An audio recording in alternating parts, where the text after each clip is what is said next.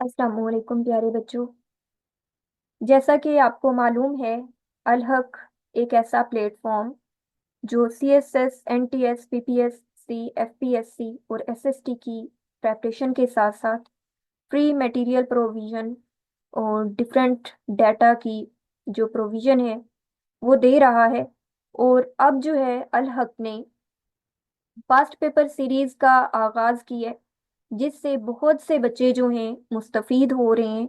और बहुत से बच्चे अब मुस्तफीद होने जा रहे हैं, और बहुत से बच्चे इसी के नतीजे में तरक्की की राहों की तरफ गामजन हैं।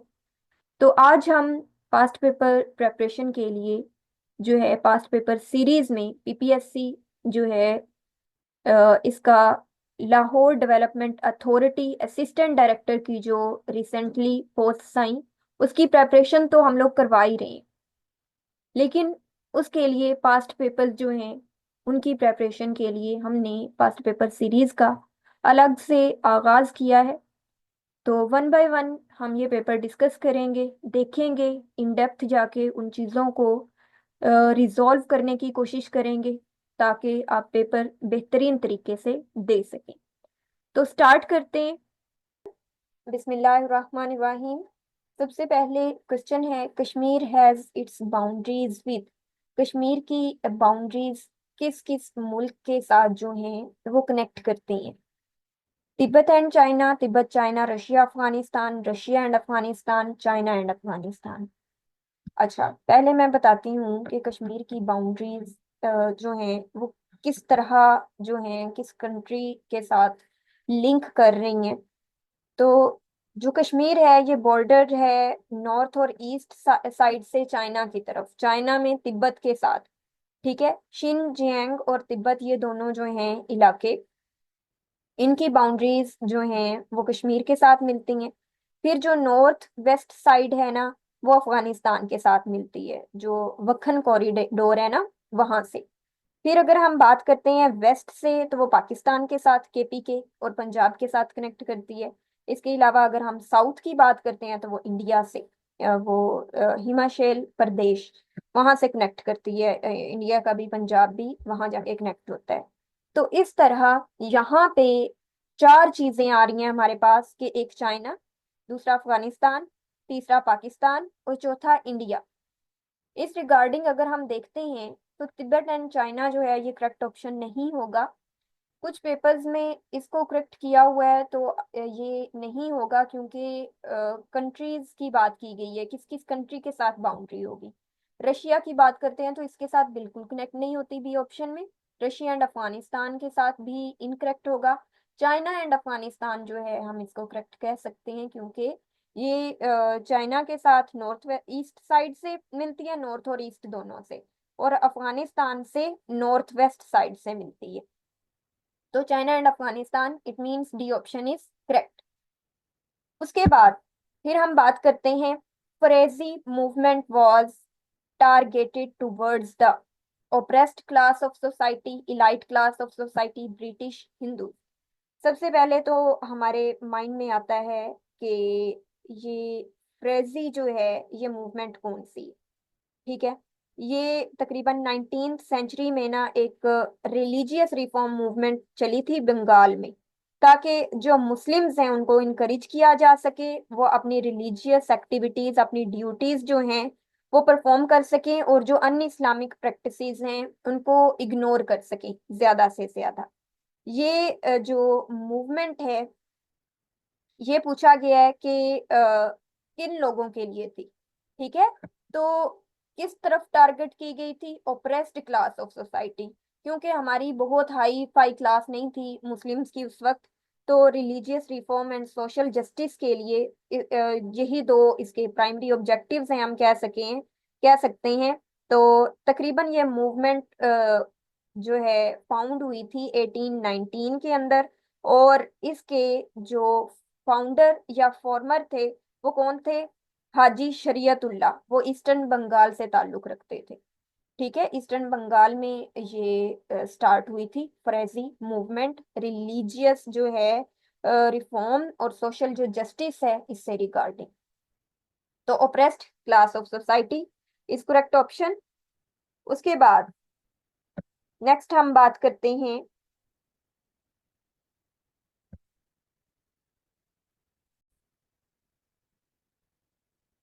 नेक्स्ट पूछा गया, which airline moved 7,000 Muslim government officials and their families from Delhi to Pakistan after independence in 1947। Delhi से पाकिस्तान की तरफ कौन से ऑफिशियल जो थे 1947 की आज़ादी के बाद जिन्होंने मूव किया था।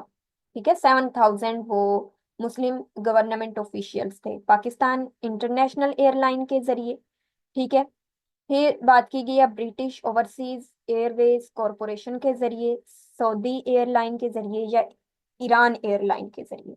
तो इसका करेक्ट ऑप्शन जो होगा वो British overseas Airways corporation airline है, जिसने मदद की तकरीबन जो ये 7,000 मुस्लिम गवर्नमेंट ऑफिशियल्स थे इनको दिल्ली से पाकिस्तान लाने में। इसके साथ साथ इन्होंने क्या किया था, तकरीबन 35,000 जो लोग थे जो पाकिस्तान से इंडिया जाना चाहते थे उनको भी ये ब्रिटिश ओवरसीज एयरवेज कॉरपोरेशन जो है इनके जरिए, इस एयरलाइन के जरिए वो गए। 35,000 पाकिस्तान से इंडिया और 7,000 मुस्लिम्स जो हैं उन्होंने मूव किया था इंडिया से पाकिस्तान की तरफ, यानी दिल्ली से पाकिस्तान की तरफ। ये चीज याद रखनी है। ये जो पाकिस्तान से इंडिया मूव किए थे ये तकरीबन अक्टूबर टू दिसंबर तक ये जो है अमल चलता रहा था। ये चीज आपने याद रखनी है। उसके बाद नेक्स्ट बात कर लेते हैं फोर्थ एमसीक्यूज की। अकॉर्डिंग टू इंडस बेसन treaty the waters of river बीज रिवर रावी सतलज ये ब्यास है, रावी सतलज एंड ब्यास रिवर जो है वुड बी यूज्ड बाय। अब ये जो 1960 के अंदर आपको भी पता होगा कि पाकिस्तान और इंडिया के दरमियान जो है ये इंडस बेसन ट्रीटी जो है, जिसे इंडस ट्रीटी का भी नाम दिया जाता है, कि जो इंडिया है वो कौन कौन सा जो वाटर है वो यूज करेगा और पाकिस्तान जो है वो कौन कौन सी रिवर जो है वो पाकिस्तान यूज करेगा। ठीक है, तो ये ट्रीटी यानी दोनों मुमालिक में से हर कंट्री को, हर मुल्क को इस चीज की इजाजत दे रहा था कि वो एक एलोकेट वे में अपने सर्टन पर्पस के लिए जो रिवर्स हैं उनके वाटर का यूज और उनको यूज कर सके। ठीक है, ये तकरीबन 19 दिसंबर 1960 के अंदर ये अग्रीमेंट होता है। ठीक है, और इंडिया और पाकिस्तान के दरमियान होता है। करवाया किसने ये अग्रीमेंट, वर्ल्ड बैंक ने करवाया। ठीक है, और उसके बाद अब हम लास्ट जो चीज उन्होंने पूछी हुई है कि इंडिया की तरफ कौन सी रिवर गई, पाकिस्तान की तरफ कौन सी गई। ठीक है, अब रावी रिवर ब्यास रावी एंड सतलज किसकी तरफ गए थे, ये इंडिया की तरफ गए थे। लेकिन जो इंडस जेहलम और चिनाब था ये पाकिस्तान के हवाले की गई, ये वाली रिवर्स। तो इंडस जेहलम एंड चिनाब पाकिस्तान के हवाले, और जो ईस्टर्न रिवर्स थी, ठीक है, वेस्टर्न पाकिस्तान की तरफ और ईस्टर्न जो थी रावी ब्यास और सतलज ये इंडिया को दी गई, इंडिया की तरफ की गई। ये हो गया। उसके बाद Quaid-e Azam join Muslim League in which year. तो कायदे आजम मोहम्मद अली जिन्ना ने 1913 के अंदर, डी ऑप्शन इज करेक्ट, 1913 के अंदर जो है मुस्लिम लीग जो है ये ज्वाइन की थी। और एक लोयल जैसे कहते हैं ऑल इंडिया मुस्लिम लीग के जो as a leader, as a corporator मौजूद रहे थे। और ये ऑल इंडिया मुस्लिम लीग जो है इसकी स्टैब्लिशमेंट कब हुई थी, 1906 के अंदर। ये भी चीज आप लोगों ने याद रखनी है। और ये किस लिए बनाई गई थी, ताकि एक फ्रीडम मूवमेंट जो है पाकिस्तान मुस्लिम्स और जो इंडियंस हैं वो हिंदुस्तानी जो हैं वो चला सकें फॉर इंडिपेंडेंस। ठीक है, उसके बाद Congress agreed separate electorate for Muslims in reform pact, Delhi pact, Lucknow pact, Delhi Muslim pact. किस पैक्ट के अंदर उन्होंने कहा हुआ है कि उन्होंने मुस्लिम्स के लिए सेपरेट इलेक्टोरेट के लिए उन्होंने एग्री किया था। कांग्रेस यानी इंडिया की जो पार्टी है उन्होंने मुस्लिम के लिए सेपरेट जो इलेक्टोरेट है उसके लिए कब एग्री किया, किस पैक्ट में उन्होंने एग्री किया था, तो ये पैक्ट था लखनऊ पैक्ट। ठीक है, 1916 दिसंबर 1916 के अंदर जो है ये कांग्रेस अग्री करता है और कांग्रेस एक्सेप्ट करता है पाकिस्तान के लिए सेपरेट इलेक्टोरेट्स को। उसके बाद हम नेक्स्ट देखते हैं seventh MCQs. What was the first and immediate problem which invited attention of the government after the Inception of Pakistan. अब उन्होंने क्या बात की हुई है कि यहाँ पे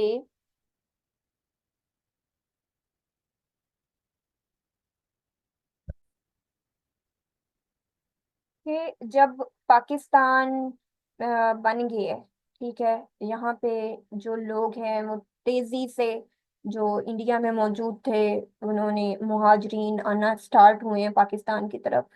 तो जो गवर्नमेंट थी उनको सबसे पहला क्या इशू, क्या प्रॉब्लम थी जिसके साथ उन्होंने लड़ना था, जिसके साथ उन्होंने डील करना था। तो सबसे पहली जो प्रॉब्लम थी वो थी रिहेबिलिटेशन ऑफ रेफ्यूजीज, उनके लिए इंतजाम करना रहने का, खाने पीने का, ये सारी चीजों का। उसके बाद न्यूज़पेपर जिम्मेदार, जमींदार जो है 1903 में, ये किसने स्टार्ट किया था? तो ये देख लेते हैं, जफर अली खान ने, मौलवी सिराजुद्दीन ने, सर सैयद अहमद खान ने, नन ऑफ दीज। तो ये इसके जो जिम्मेदार है, इसके फाउंडर मौलाना जफर अली खान रहे हैं, ठीक है, वो थे। और वो एक पाकिस्तानी राइटर भी थे, पोएट भी थे, ट्रांसलेटर भी थे, जर्नलिस्ट भी थे। और उन्होंने पाकिस्तान मूवमेंट अगेंस्ट ब्रिटिश जो राज था उसके अगेंस्ट बहुत इम्पोर्टेंट कह सकते हैं कि किरदार अदा किया। और उनको फादर ऑफ उर्दू जर्नलिज्म भी कहा जाता है, जफर अली खान को। ठीक है, ये चीज आप लोगों ने याद रख लेनी है अगर इस तरह का भी क्वेश्चन पूछा जाए तो। उसके बाद Pakistan became member of ILO. सबसे पहले तो हमें पता होना चाहिए ILO stand for international labour labour organisation. इसका पाकिस्तान मेंबर कब बना?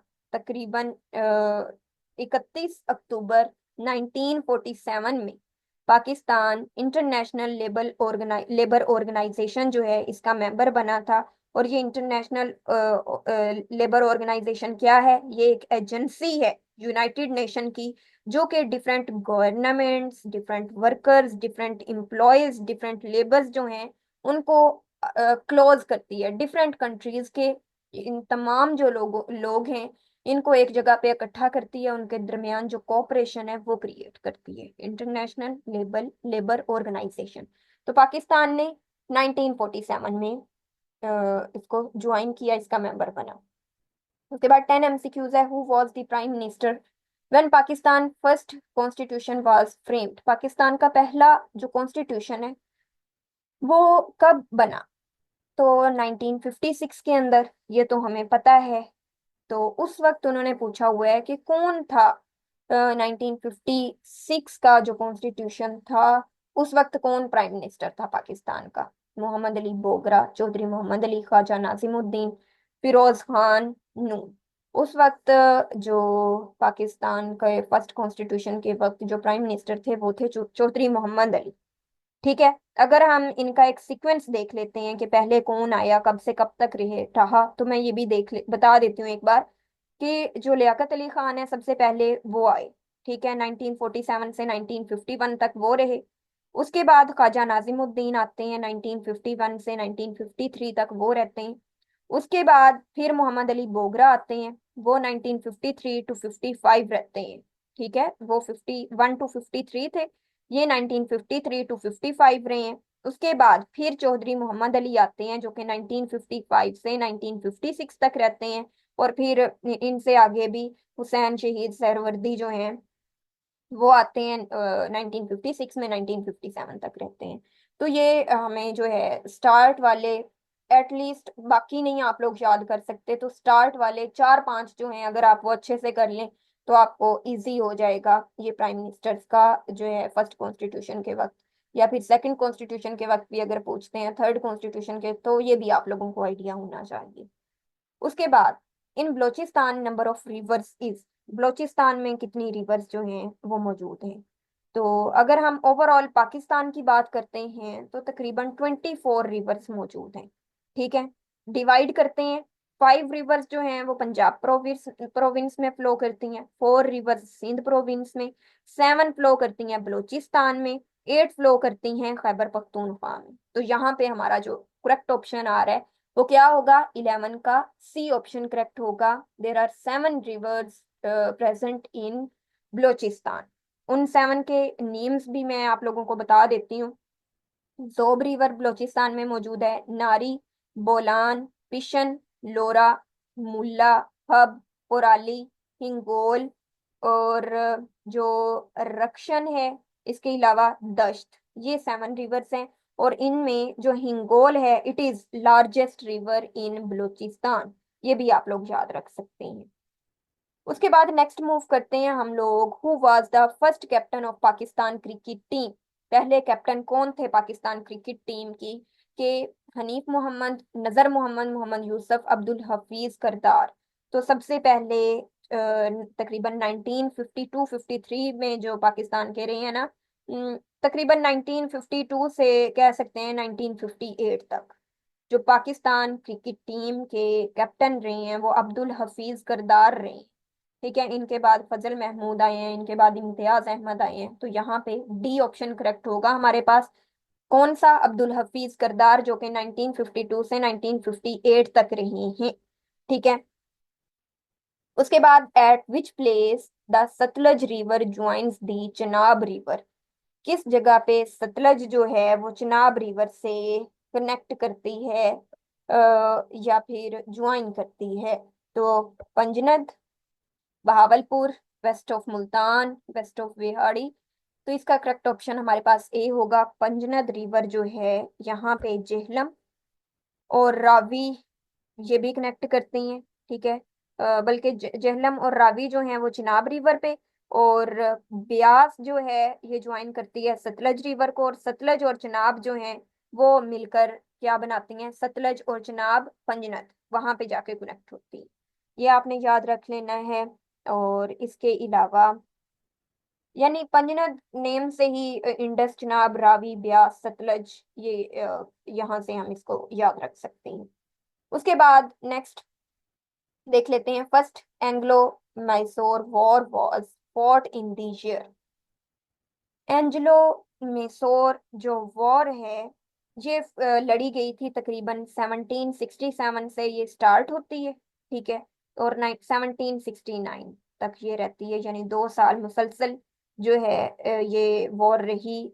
स्टार्ट 1767 में हुई थी, और ये किस किस के दरमियान हुई थी, ईस्ट इंडिया कंपनी और जो सल्तनत ऑफ मैसूर थी ना, उसके जो कह सकते हैं फाउंडर थे हैदर, जिन्होंने रूल किया, रूलर कह सकते हैं, इनके दरमियान, ईस्ट इंडिया कंपनी के दरमियान और मैसूर की सल्तनत के दरमियान जो है ये जंग लड़ी गई थी।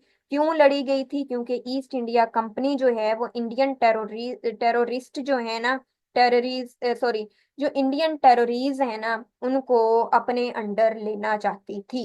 ठीक है, इस वजह से मैसूर की सल्तनत और ईस्ट इंडिया कंपनी के दरमियान ये जंग हुई। इसके नतीजे में जो है दोनों के दरमियान अमनो अमान कायम हुआ, और इससे पहले कि कोई थर्ड पार्टी उनके ऊपर अटैक करती, इनका जो इशू था वो पूरा अमन तरीके से जो है हम कह सकते हैं कि रिजॉल्व हो गया था।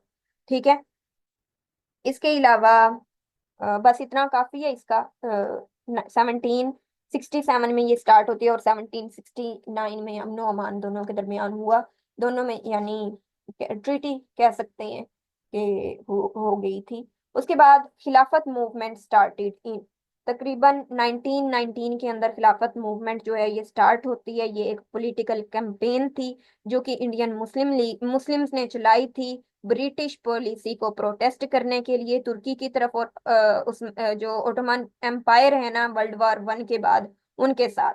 तो इसके जो इन एक्चुअल इस खिलाफत मूवमेंट है, इसके गोल्स क्या थे कि ओटोमन जो सुल्तान है वो कैलीफ ऑफ इस्लाम ही रहे। ठीक है, अथॉरिटी मुस्लिम्स की रहे वहां पे। इसके अलावा जो कह सकते हैं कि यूरोपियन जो कंट्रोल है उससे बचाया जा सके, जो टेरोरीज हैं, सॉरी टेरोटरीज जो हैं खिलाफत मूवमेंट में ओटोमान सल्तनत की उनको बचाया जा सके, ये भी कह सकते हैं। तो ये तकरीबन 1919 में खिलाफत मूवमेंट स्टार्ट हुई थी। उसके बाद फिर हम बात कर लेते हैं 16 MCQs की। Name the largest country in the context of area of the world. अगर हम एरिया की बात करते हैं, कुछ होती हैं बाय पॉपुलेशन, कुछ होती हैं बाय एरिया। यहाँ पे बाय एरिया पूछा गया है। अगर होता पॉपुलेशन तो यहाँ पे चाइना और इंडिया का ऑप्शन मौजूद होना था, क्योंकि इंडिया फर्स्ट नंबर पे है, सेकंड पे चाइना है।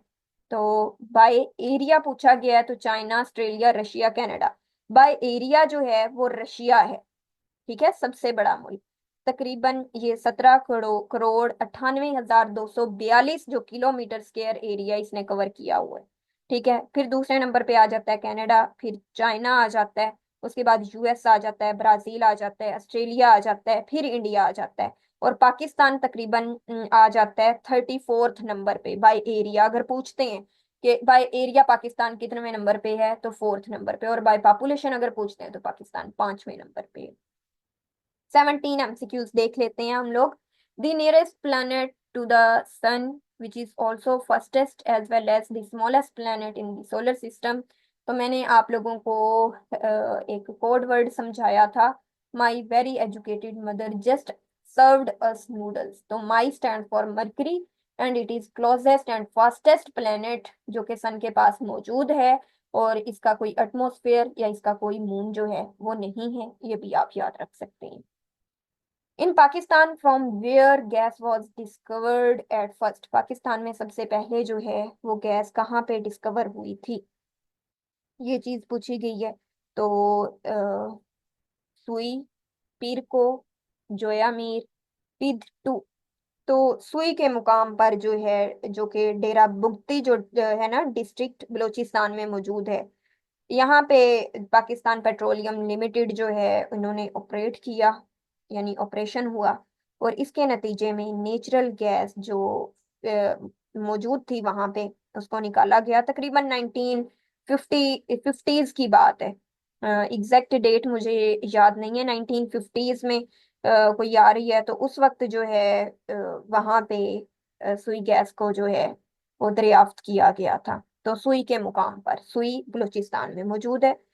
उसके बाद नेक्स्ट देख लेते हैं 19 MCQs। Which one of the following passes connect Peshawar with Chitral. Peshawar को चित्राल के साथ कौन कनेक्ट करता है? तो वन बाय वन देख लेते हैं, कुछ इंपॉर्टेंट भी देखते हैं। अगर हम खंजराब पास की बात करते हैं तो ये पाकिस्तान को चाइना के साथ मिलाता है। खैबर पास की बात करते हैं तो पाकिस्तान और अफगानिस्तान को मिलाता है। इसके अलावा मालाकंड पास की बात करते हैं तो पिशावर और चित्राल को मिलाता है। तो यहाँ पे पिशावर और चित्राल का पूछा गया, तो यहाँ पे मेरे पास ई ऑप्शन करेक्ट होगा, मालाकंड पास। उसके बाद अगर पूछते हैं टोची पास का, तो वजीरस्तान और केपी के जो पाकिस्तान की तरफ है, इन दोनों को मिलाता है। और बस यही कुछ इम्पोर्टेंट वन है जिनसे रिलेटेड पूछा जाता है, ये आपने याद रख लेने हैं। उसके बाद नेक्स्ट मूव करते हैं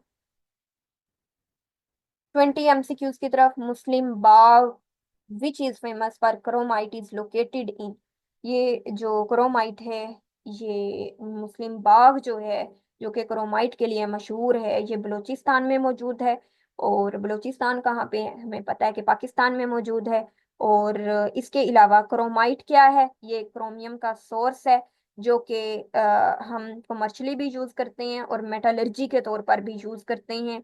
और पाकिस्तान में तकरीबन मुस्लिम बाग में 1901 में जो है ये किया गया था, बलूचिस्तान में क्रोमाइट को मुस्लिम बाग में दरियाफ्त। ठीक है, ये चीज भी आपने याद रख लेनी है। वहां पे बलूचिस्तान में क्रोमाइट के बहुत सारे डिपॉजिट्स मौजूद हैं। उसके बाद हम 21 MCQs को देखते हैं। विच of the following is the border name between Pakistan and Afghanistan. Pakistan और अफगानिस्तान के दरमियान जो बॉर्डर है उसको क्या कहते हैं? पहले हम देख लेते हैं कि पाकिस्तान और अफगानिस्तान के दरमियान कौन से मौजूद हैं, फिर बाकी भी डिस्कस कर लेते हैं। पाकिस्तान और अफगानिस्तान के दरमियान ड्यूरेंट लाइन मौजूद है। ड्यूरेंट लाइन जो कि तकरीबन 2640 किलोमीटर जो है इसका डिस्टेंस है। और अगर हम बात करते हैं पैरेलल लाइन, ठीक है, 24th पैरेलल लाइन जिसे कहा जाता है, ये पाकिस्तान और इंडिया के दरमियान मौजूद है। और इसके अलावा अगर रेड क्लिफ लाइन का पूछते हैं, तो ये भी जो बाउंड्री है, ये पंजाब और बंगाल के दरमियान मौजूद है। पार्टीशन ऑफ पंजाब के दौरान ये जो है बाउंड्री डिक्लेयर की गई थी, रेड क्लिफ लाइन, पंजाब और बंगाल के दरमियान। उसके अलावा लाइन ऑफ कंट्रोल की बात करते हैं, तो ये भी एक मिलिट्री जो है ये लाइन है, जो कि इंडिया और पाकिस्तान को सेपरेट करती है कंट्रोल्ड एरिया ऑफ कश्मीर के जरिए। यानी दरमियान में कश्मीर आता है, एक साइड पे पाकिस्तान, दूसरी तरफ India. Line of control Pakistan और इंडिया के दरमियान मौजूद है, ये कह सकते हैं। फिर ये सारे हमारे हो जाते हैं। 22nd MCQs की तरफ अगर हम मूव करते हैं, इसमें पूछा गया Arctic ocean is estimated to hold billions of barrels of oils and trillions of cubic feet of natural gas accounting for the earth's undiscovered reserve.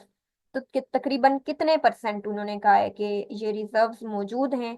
16 to 26%, 26 to 40%, 16 to 50%, 36 to 50%। तो इसका करेक्ट ऑप्शन जो है वो क्या होगा? ये होगा 16 to 26%। जो अनडिस्कवर्ड रिजर्व्स हैं, जो कि आर्कटिक ओशन में billions of barrels of oil, trillions of cubic feet natural gas मौजूद है, तकरीबन कहा जा सकता है कि ये 16 to 26% वहां पे मौजूद है।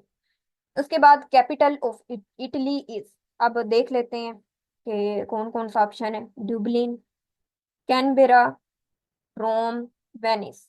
तो इसका करेक्ट ऑप्शन जो है वो रोम है। रोम कैपिटल है इटली का, और तकरीबन यहाँ पे 2.9 मिलियन जो है पॉपुलेशन मौजूद है। और ये रोम में इन एडिशन बता देती हूँ कि मेट्रोपॉलिटन जो है सिटी है रोम का, ये मेट्रोपॉलिटन जो यूनिवर्सिटी है वो भी है, कॉलेज और यूनिवर्सिटीज हैं। और इसके अलावा तकरीबन ये बना था रोम इटली का कैपिटल 1870 के अंदर, ठीक है। उसके बाद फिर हम बात कर लेते हैं कैनबरा की। कैनबरा जो है ये कैपिटल है ऑस्ट्रेलिया का, ठीक है। अगर हम बात कर लेते हैं वेनिस की, तो वेनिस जो है ये सिटी है इटली का, ठीक है, कैपिटल नहीं है, but it is a city in Italy. उसके बाद अगर हम बात करते हैं ड्यूबलिन की, it is capital of republic of Ireland, ठीक है, आयरलैंड का, रिपब्लिक ऑफ आयरलैंड का ये कैपिटल है। तो इनको भी आपने नोट कर लेना है, क्योंकि एडिशनल चीजें मैं साथ साथ आप लोगों को बता रही हूँ। उसके बाद seismograph is use to record intensity and source of thunderstorms, heart beat, pulse, earthquake. तो सिस्मोग्राफ, सिस्मोलॉजी मैंने आप लोगों को बताया था, which is study of earthquake. तो इसका जो करेक्ट ऑप्शन होगा वो डी होगा 24 का। 25 की तरफ मूव करते हैं। Study of spiders is called arachnology, serology, gerontology, none of this. तो एराक्नोलॉजी जो है वो स्टडी ऑफ स्पाइडर्स को कहा जाता है, ठीक है। और ये स्पाइडर्स भी इसमें आ जाते हैं, अरेक्निड्स भी आ जाते हैं, जो कि इनवर्टिब्रेट्स होते हैं, ठीक है। और इसके अलावा अरेक्नोलॉजिस्ट जो होते हैं वो लोग जो कि स्पाइडर और दूसरे अरेक्निड्स को स्टडी करते हैं। अगर बात करते हैं एरानियोलॉजी, एरानियोलॉजी की, तो it is study of spider, ठीक है। एकार एको सॉरी एकारोलॉजी, ठीक है। मैंने पहले कहा एरानियोलॉजी, फिर मैंने कहा एकारोलॉजी, जो कि स्टडी है टिक्स एंड माइट्स की। अगर बात करते हैं स्कॉर्पियोलॉजी, तो स्कॉर्पियंस की स्टडी को। और अगर वो कहते हैं सीरोलॉजी, तो ये ब्लड सीरम की स्टडी होती है और दूसरे बॉडी फ्लूइड्स की। और अगर बात करते हैं जीरोंटोलॉजी, तो स्टडी होती है सोशल और कल्चरल और साइकोलॉजिकल, कॉग्निटिव, बायोलॉजिकल जो एस्पेक्ट होते हैं ना एजिंग के, उनमें जो स्टडी है उसको हम कह सकते हैं जीरोंटोलॉजी। और अगर बल्कि हो गए हैं, नन ऑफ दीज है एंड पे। फिर हम बात करते हैं human heart comprises how many chambers. तो there are 4 chambers in human heart, 2 atrium और 2 ventricle. Right atrium, right ventricle, left atrium, left ventricle. दो जो है उनमें डीऑक्सीजनेटेड ब्लड मौजूद होता है, दो जो है उनमें ऑक्सीजनेटेड ब्लड मौजूद होता है। राइट एट्रियम जो है इसमें ऑक्सीजनेटेड ब्लड जो है वो आता है। राइट वेंट्रिकल जो है ये ऑक्सीजनेटेड ब्लड डीऑक्सीजनेटेड जो ब्लड है ये लंग्स की तरफ लेके जाता है। लेफ्ट एट्रियम जो है ये इसमें ऑक्सीजनेटेड ब्लड मौजूद होता है जो कि लेफ्ट वेंट्रिकल की तरफ ब्लड को लेके जाता है, और लेफ्ट वेंट्रिकल क्या करता है, इस ऑक्सीजनेटेड या ऑक्सीजन रिच ब्लड को बॉडी की तरफ मूव करवाता है। ठीक है, तो इस तरह हम कह सकते हैं there are four chambers in human heart. Which gas was commonly used in airships. तो एयरशिप्स में इनमें से कौन सी गैस जो है वो यूज की जाती थी। अब जो है हाइड्रोजन ज्यादा यूज की जाती है। पहले कौन सी ज्यादा यूज की जाती थी, वो थी हमारे पास हीलियम। हीलियम को ज्यादा यूज किया जाता था। उसके बाद नेक्स्ट देख लेते हैं, अभी भी यूज किया जाता है हीलियम को वैसे। Solar eclipse occurs when Earth comes between sun and moon. Moon is at, अगर अर्थ आ जाती है सन एंड मून के दरमियान तो वो लूनर एक्लिप्स होता है। अगर आ जाता है moon between sun and the earth तो इसको हम कहते हैं that this is solar eclipse. ठीक है, और उसके बाद थोड़ा सा नेक्स्ट मूव करते हैं। The lens in human I is, human आई में कन्वेक्स लेंस मौजूद होता है जो कि अंदर की तरफ होता है ना, और कन्वेक्स लेंस है। First option A option will be correct. उसके बाद जो है यानी कन्वेक्स लेंस को हम कह सकते हैं कि ये थिक होता है मिडल से और थिन होता है एजिस से। बल्कि मैं आपको थोड़ा सा ड्रा करके भी बता देता हूँ। ये होता है हमारे पास कन्वेक्स लेंस। उसके बाद नेक्स्ट मूव करते हैं।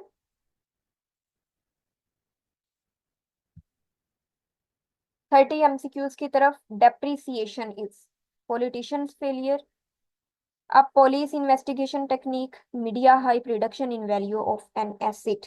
तो इट इज डेप्रिसिएशन जो है it is the reduction in the value of an asset over time. यानी कोई भी चीज है ना, बाय टाइम आप कोई भी नई चीज लेते हैं बाय टाइम वो पुरानी होती जाती है, आपका इंटरेस्ट उससे खत्म होने लग जाता है। पहले बहुत अट्रैक्टिव होती है और फिर बिल्कुल आप उसे पसंद नहीं करते, ये डेप्रिसिएशन है।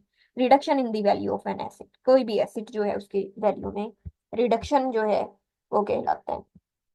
Arrangement of data in logical sequence is known as sorting. Sorting option correct होगा। समराइजिंग एंड पे रिजल्ट्स निकाले जाते हैं। रिप्रोड्यूसिंग जो है वो बायो में आ जाता है। क्लासिफाइंग डिवाइड डिवीजन आ जाती है। सीक्वेंस जो है लॉजिकल सीक्वेंस वो हमारे पास आ जाता है सॉर्टिंग के अंदर। डाटा को अरेंज किया जाता है सॉर्टिंग में, डाटा एनालिसिस में, डिफरेंट फील्ड्स में जो है हम इसको यूज कर सकते हैं। साइंटिफिक कंप्यूटिंग में, ट्रांजैक्शन प्रोसेसिंग में और डिफरेंट चीजों में। उसके अलावा फिर हम देख लेते हैं next 32। Which country introduce Nokia mobile. Nokia mobile जो है वो किसने इंट्रोड्यूस करवाया था, फिनलैंड। फिनलैंड ने तकरीबन 1987 में नोकिया का पहला मोबाइल जो है वो इंट्रोड्यूस करवाया था। और हेडक्वार्टर जो है इसका एस्पो है, एस्पो। उसके बाद नोकिया क्या है, मल्टीनेशनल टेलीकम्युनिकेशन इंफॉर्मेशन टेक्नोलॉजी है जो कि आजकल बहुत ज्यादा एडवांस टेक्नोलॉजी का, इससे भी एडवांस टेक्नोलॉजी आ गई है। उसके बाद Downing street is official residence of, ये डाउनिंग स्ट्रीट जो है ये ऑफिशियल रेजिडेंस है ब्रिटिश प्राइम मिनिस्टर की। ये उनका ऑफिस होता है, ठीक है, और प्लेस होती है जहाँ पे प्राइम मिनिस्टर जो है वो गेस्ट से मिलता है। ठीक है, इसके अलावा जो दूसरे प्रेसिडेंट्स हैं उनसे मिलता है। यानी जो यूनाइटेड स्टेट है ना वहां पे ये डाउनिंग स्ट्रीट मौजूद है। ये रेजिडेंस है किस प्राइम मिनिस्टर की, ब्रिटिश प्राइम मिनिस्टर की। ठीक है, ब्रिटिश प्राइम मिनिस्टर आपने याद रखना है। उसके बाद नेक्स्ट मूव करते हैं। द ब्लू मॉस्क और the mosque of Sultan Ahmed located in. तो ये सुल्तान महमद वैसे होगा। ये कहाँ पे मौजूद है, तो ये इस्तंबुल में मौजूद है। ये आई थिंक आपने फर्स्ट ईयर या सेकंड ईयर की बुक के अंदर भी ब्लू मॉस्क के बारे में, नीली मस्जिद के बारे में स्टडी किया होगा। और ये इस्तंबुल कहाँ पे तुर्की में मौजूद है। ये कंस्ट्रक्ट की गई थी तकरीबन 16 से 9 और 1617 के दरमियान, जब सुल्तान अहमद जो थे उनका जब रूल था उस वक्त। उसके बाद हम बात कर लेते हैं old capital of Kazakhstan. Kazakhstan का जो ओल्ड कैपिटल है उसका क्या नेम है? बिश्केक, उसके बाद एलमेटी, उसके बाद ताशकंद, उसके बाद अस्ताते।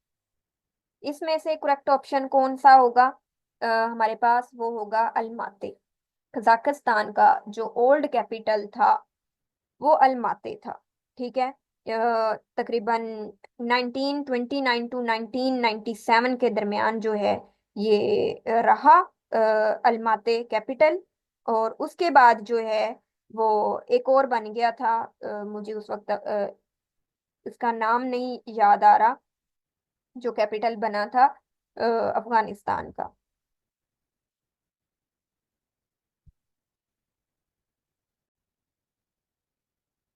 सॉरी, कजाकिस्तान का तो अलमाते ओल्ड था।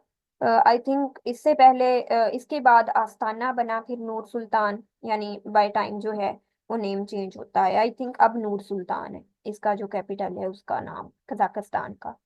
फिर अगर हम बात करते हैं बाकी भी देख लेते हैं वन बाय वन, के बिश्केक जो है ये किसका कैपिटल है? ठीक है, ये है किर्गिस्तान का कैपिटल, बिश्केक। फिर अगर हम बात करते हैं ताशकंद की, तो ये उज्बेकिस्तान का कैपिटल है। तो और जो अस्तारते है, ये कोई किसी का भी कैपिटल नहीं है, बल्कि ये एक जैसे कहते हैं ना कि बुत थे। ठीक है, गॉडेस थे एंशियंट मिडल ईस्ट में, जो कि वॉर वगैरह और हंटिंग और फर्टिलिटी लव के लिए रिप्रेजेंट किए जाते थे मैं पिछले वक्तों में, तकरीबन 13वीं 14वीं सदी में। उसके बाद हम नेक्स्ट मूव करते हैं Mustafa Kemal Ataturk was a famous reformer belongs to Spain, Greece, China, Turkey. Mustafa Kemal जो हैं ये कहाँ से बिलोंग करते हैं?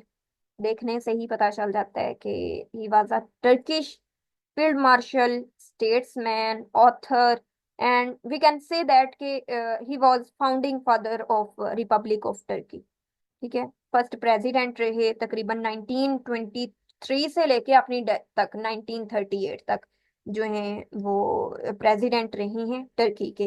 तो वो बिलोंग करते थे टर्की से। उसके बाद 37, who invented the world wide web with Robert Cailliau. तो इनमें से जो करेक्ट ऑप्शन होगा वो हमारे पास है Tim Berners Lee. Tim Berners Lee जो है ये एक ब्रिटिश साइंटिस्ट है जिसने वर्ल्ड वाइड वेब जो है 1989 में इसको इन्वेंट किया था। वो किसके साथ मिलकर किया था, बस ये याद रख लें कि रॉबर्ट सेलियो के साथ, इतना ही याद रख लें तो इनफ है। उसके बाद मोटो ऑफ रेड क्रॉस, मतलब he is known as father of World wide Web, Tim Berners Lee. What is the motto of Red Cross? Red Cross की बात करते हैं तो चैरिटी इन वॉर जो है वो करेक्ट ऑप्शन होगा इसका। चैरिटी इन वॉर यानी ह्यूमैनिटेरियन असिस्टेंस कह सकते हैं, मेडिकल एड कह सकते हैं, जब कोई भी मसला जो है वो दरपेश हो ड्यूरिंग वॉर। तो ये रेड क्रॉस इन एक्चुअल इसका क्या मतलब है? ये एक ऑर्गेनाइजेशन है। ठीक है। जिस इसका जो इन एक्चुअल मोटो अगर हम कहते हैं ना, तो keeping humanity alive around the world, इसका इन एक्चुअल अगर हम मोटो देखते हैं। ठीक है, तो चैरिटी इन द वॉर ये भी ठीक है। इसके अलावा प्रोटेक्ट करता है लाइव्स को। इसके अलावा ये है क्या, एक ऑर्गेनाइजेशन है, अभी मैंने आपको बताया, जो कि लाइफ और हेल्थ को प्रोटेक्ट करता है और बाकी सारी चीजें जो हैं उनको देखता है। उसके बाद फिर हम बात करते हैं When did the British return Hong Kong to China? Hong Kong से चाइना की तरफ जो है वो ब्रिटिश किस वक्त आते हैं? तकरीबन जब हांगकांग हैंड ओवर होता है ना यूनाइटेड किंगडम से रिपब्लिक ऑफ चाइना को, तकरीबन 1 जुलाई 1997 को। तो ये जो इवेंट था, तकरीबन 156 साल जो ब्रिटिश रूल है ना वो रहा था वहां पे, हांगकांग पे। 1841 में स्टार्ट होके तकरीबन 1997 तक। तो 1997 की मिड नाइट को जो है ना, उन्होंने रिपब्लिक ऑफ चाइना जो है हैंड ओवर किया था, और उसी वक्त जो है उन्होंने लीव कर दिया था, रिटर्न किया था हांगकांग टू चाइना। तो ब्रिटिश ने हांगकांग चाइना को कब हैंड ओवर किया, इन एक्चुअल ये चीज पूछी गई है। 1997 को, 1 जुलाई 1997 को हैंड ओवर किया गया था। बस इतनी सी चीज याद रख लें। उसके बाद नेक्स्ट देख लेते हैं कौन सा एमसीक्यूज है। 40, Doklam is disputed between which of the following two countries. Doklam किन दो ममालक के दरमियान मौजूद है? इंडिया और पाकिस्तान के दरमियान, भूटान और इंडिया के दरमियान, चाइना एंड भूटान के दरमियान, नन ऑफ दीज। तो 40 का क्या ऑप्शन होगा? इन एक्चुअल चाइना और भूटान के दरमियान जो है ये डोकलाम मौजूद है, 1960 से ये मौजूद है। ठीक है, चाइना और भूटान के दरमियान, जैसे हम पाकिस्तान बात करता है जम्मू एंड कश्मीर की, इसी तरह जो है चाइना और भूटान के दरमियान डोकलाम पे कन्फ्लिक्ट होते रहे, जैसे जम्मू एंड कश्मीर से रिलेटेड पाकिस्तान के दरमियान हुए, या फिर कह सकते हैं। तो करेक्ट ऑप्शन हमारे पास भूटान एंड चाइना होगा। ये जो है ना डोकलाम एक प्लेटो है। ठीक है, बस इतना सा याद रख लें तो इनफ होगा। Which organ of United Nation is considered a universal body because all UN member states are represented there. ECOSOC, human right council, general assembly, security council. इसका जो करेक्ट ऑप्शन है वो जनरल असेंबली है। United nation organ जो है इसी को हम कहते हैं कि that it is the universal body. ठीक है, तमाम यूएन मेंबर्स यहाँ पे इकट्ठे होते हैं। तो इसकी जो इन एक्चुअल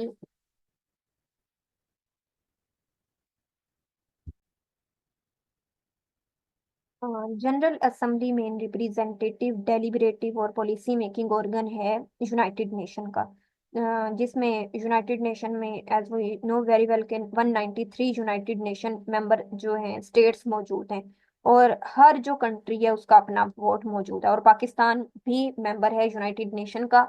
और 1947 तकरीबन सितंबर के एंड पे पाकिस्तान जो है यूनाइटेड नेशन का मेंबर बना था। ये भी आप याद रख सकते हैं। Flag of Malaysia carries crescent and 14 pointed star. What do the 14 points of star represent? अब जो मलेशियन फ्लैग है ना, इसको जेलर गैमीलैंग भी कहा जाता है। ठीक है, इसमें 14 अल्टरनेटिंग रेड और वाइट स्ट्रिप्स मौजूद हैं। ठीक है, और एक इसमें ब्लू कैंटोन मौजूद है जिसके ऊपर क्रीसेंट मौजूद है, और 14 पॉइंट स्टार मौजूद है। अब उन्होंने उस 14 पॉइंट्स ऑफ स्टार का पूछा हुआ है कि ये क्या रिप्रेजेंट करता है। तो ये रिप्रेजेंट करता है 13 स्टेट्स ऑफ मलेशिया को और इसकी फेडरल गवर्नमेंट को। ठीक है, इस तरह आपने याद रख लेना है। सारा मैंने आपको बता दिए। नेक्स्ट मूव करते हैं। ये होगा 13 स्टेट्स एंड फेडरल गवर्नमेंट। फिर 43, in 2016 British sports personality has been knighted, given the title of sir, please identify. किसको जो है वो सर का टाइटल दिया गया था ब्रिटिश स्पोर्ट्स में 2016 में? तो एंडी मरे जो हैं, इनको 2016 में टाइटल दिया गया था सर का। ठीक है, और ये ब्रिटिश फॉर्मर टेनिस प्लेयर हैं। इसके अलावा करंट कोच हैं उनके, और इसके अलावा वो रैंकिंग में वर्ल्ड पे नंबर 1 आए थे सिंगल्स में, एसोसिएशन टेनिस की तरफ से। तकरीबन इनका 41 वीक्स का हम कह सकते हैं टेनिस प्रोफेशनल रहे वो, और वो नंबर 1 पे थे। ठीक ठीक है, सिंगल्स में सिंगल प्लेयर के तौर पर। तो ही वॉज एंडी मरे, और टेनिस प्लेयर रहे ब्रिटिश के। ये चीज आपने याद रखनी है। और इस वक्त जो है वो उनके कोच हैं। ब्रिटिश टीम के, ब्रिटिश स्पोर्ट्स के। उसके बाद Hirohito, Hirohito was the longest reigning monarch in. तो जो मोनार्क है इसका मतलब होता है head of state for life, ठीक है, हेड ऑफ स्टेट को कहा जाता है। तो उन्होंने इन एक्चुअल पूछा गया है कि लॉन्गेस्ट रीनिंग मोनार्क जो है जापान हिस्ट्री में, अ, हिनो हिरोहितो जो है, उन्होंने कहाँ के हैं, ठीक है। तो अभी मैंने वैसे नाम तो ले दिए, तो जापान, ठीक है। तकरीबन 1926 से 1989 तक जो है इन्होंने रूल किया था, इस वजह से इनको लॉन्गेस्ट रियन इनका जो है वो रहा है। उसके बाद बस इतना याद रख लें, काफी है। Who is considered as the father of psychoanalysis. Psychoanalysis किसे कहा जाता है कि किसी की साइकी को स्टडी करना, ठीक है। तो किसी जैसे साइकोलॉजी कहते हैं ना, तो उसी से रिलेटेड है ये टर्म। साइको एनालिसिस का फादर कौन है, तो वो है हमारे पास सिगमंड फ्रॉइड। सिगमंड फ्रॉइड जो है ये फादर ऑफ साइको एनालिसिस है। He was one of the influential thinker कह सकते हैं, 20th सेंचुरी के वो रहे हैं। और इन्होंने साइको एनालिटिक जो थ्योरी है इसका कंसेप्ट दिया था, जिसमें इन्होंने बिहेवियर और ग्रोथ की डिफरेंट स्टेजेस डिवाइड की थी। उसके बाद नेक्स्ट मूव करते हैं 46 एमसीक्यूज की तरफ। The bridge in Istanbul that connects Asia with Europe is called Golden Gate Bridge, Harbour Bridge, Bosporus Bridge, Haji Sultan two Bridge. तो ये जो ब्रिज है इसका नेम है बोस्फोरस ब्रिज, जिसे 15 जुलाई मार्टियर्स जो ब्रिज है इसका नाम भी दिया जाता है। यानी इसकी पीछे भी हिस्ट्री है, वो अभी मैं डिस्कस नहीं करूंगी, क्योंकि ऑलरेडी काफी टाइम हो चुका है इस पेपर को। तो ये इस्तांबुल में मौजूद है। इसको 15 मार्टियर ब्रिज भी कहा जाता है, फर्स्ट ब्रिज भी कहा जाता है। और बस इतना सा याद रख लें, इनफ होगा। उसके बाद नेक्स्ट मूव करते हैं। Ho Chi Minh City is the new name of Petrograd, Saigon, Laos, none of this. अभी मैं आपको अगर बाकी का बताती हूँ ना, कि जो 46 एमसीक्यूज की तरफ दोबारा मूव करते हैं, थोड़ा सा इसके बारे में डिस्कस कर लेते हैं। गोल्डन गेट ब्रिज की बात की जाती है, तो ये जो है कैलिफोर्निया जो है और यूनाइटेड स्टेट जो है, जो पैसिफिक ओशन है ना, वहां पे ये मौजूद है। इसके अलावा अगर हम बात करते हैं, गोल्डन ग्रेट ब्रिज की हो गई है। उसके बाद हार्बर ब्रिज की बात करते हैं, तो ये सिडनी में मौजूद है, जो कि ऑस्ट्रेलिया में, ठीक है। उसके बाद हाजी सुल्तान टू ब्रिज की बात करते हैं, तो ये ब्रुनाई और गुल्फ, जो ब्रुनाई है ना, उसको गुजरते हुए गुजरती है। ब्रुनाई में ये मौजूद है, लॉन्गेस्ट ब्रिज है साउथ ईस्ट एशिया में, ये वाली हाजी सुल्तान टू ब्रिज। उसके बाद हो शाई मिन सिटी की मैं बात कर रही थी कि इसका नया नाम क्या है। इसका नया नाम है सेगन। सेगन इसका न्यू नेम है, ठीक है। तकरीबन 1976 में इसको जो है शाई मिन का नाम दिया गया था, और सेगन का नाम इसको बाद में दिया गया है, ठीक है। उसके बाद ये मौजूद कहाँ पे है, ये साउथ वियतनाम वाली साइड पे मौजूद है। और बस इतना सा याद रख लें कि सेगन जो है वहां पे है। और इसका जो हमारे पास पेट्रोग्रेड है ना, ए वाला ऑप्शन, इसका जो ओल्ड नेम है, यानी पिछला जो नेम है, अ, वो पेट्रोग्रेड का, वो पीटर्सबर्ग था, स्ट्रीट पीटर्सबर्ग। और अगर बात करते हैं लॉस की, तो ये लैंड लॉक्ड कंट्री है, नॉर्थ ईस्ट सेंट्रल जो है एशिया वाली साइड पे। और बाकी सेकंड का ऑलरेडी मैंने आपको बता दिया है कि न्यू होशाई मिन का न्यू नेम है ये। उसके बाद फिर नेक्स्ट देख लेते हैं, क्या एमसीक्यूज है। The darkening sky indicate to all of us that thunderstorm was inherent, futile, conciliatory, imminent। तो इसका करेक्ट ऑप्शन होगा कि डार्कनिंग स्काई जो है वो इंडिकेट करता है कि थंडरस्टॉर्म जो है वो इमिनेंट था, अभी जो है वो हुआ है। ठीक है, यानी कह सकते हैं कि दैट थंडरस्टॉर्म इज डेवलपिंग, ये भी कहा जा सकता है। ठीक है, यानी डिफरेंट इसके साइंस होते हैं ना कि जब आना होता है तब उसको क्या कहा जाता है, जब जाता है फिर उसको क्या कहा जाता है। तो उससे रिलेटेड ये इमिनेंट यानी फ्रेश था thunderstorm. Square of standard deviation is, तो इसका करेक्ट ऑप्शन है वेरियंस। वेरियंस एस ए का standard, S D standard deviation का जो स्केयर है, बाकी सारे जो हैं वो रॉन्ग ऑप्शंस हैं। If it takes 5 minutes to boil 2 eggs together, how long will it take to boil 10 eggs together? तो अगर दो अंडे उबालने में हमें जो है वो 5 मिनट लग रहे हैं, तो वही अंडे अगर हम एक ही कह सकते हैं देगचे के अंदर हम रखते हैं और उनको उसी फ्लेम पे गर्म करते हैं, तो 5 मिनट्स ही लगेंगे, उसके लिए कोई टाइम वगैरह का डिफरेंस नहीं आएगा हमारे पास। तो 5 minutes will be correct option. उसके बाद कंप्लीट द नंबर सीरीज, तो नंबर सीरीज को कंप्लीट करते हैं। कैसे कंप्लीट करना है, हम कर लेते हैं 6 - 4, फिर 9 - 6 कर लेते हैं, फिर हम नेक्स्ट देख लेते हैं। पहले इनको करके देखते हैं। 6 - 4 = 2, 9 - 6 = 3। तो अब हमने कौन सा लेके आना है कि हमारे पास कौन सा करेक्ट ऑप्शन होगा कि हम किस में से 13 को माइनस कर कर सकते हैं। तो अगर हम करते हैं 18 - 13, तो हमारे पास आ जाएगा 4। तो ये एक सीक्वेंस बन रहा है, अरेंजमेंट बन रहा है, तो ये हमारे पास जो है सी ऑप्शन करेक्ट होगा। इसी तरह b = 1 52 में, देन b³ / b²= 2। तो हम b³ ले रहे हैं, 1 का क्यूब ले लिया, b का स्क्वायर ले लिया, 1 का स्क्वायर ले लिया। क्यूब और स्क्वायर को भी अगर हम काट देते हैं तो पीछे 1 1 ही रहता है, तो 1 हमारे पास करेक्ट ऑप्शन होगा। ये तो बहुत ईजी है। उसके बाद which number can be placed at the sign interrogation 365, फिर इंटेरोगेटिव 123 366। तो ये दरमियान वाला जो है इसका पूछा गया है, इसको सॉल्व कर लेते हैं हम लोग कि ये कैसे होगा। Just wait for a second.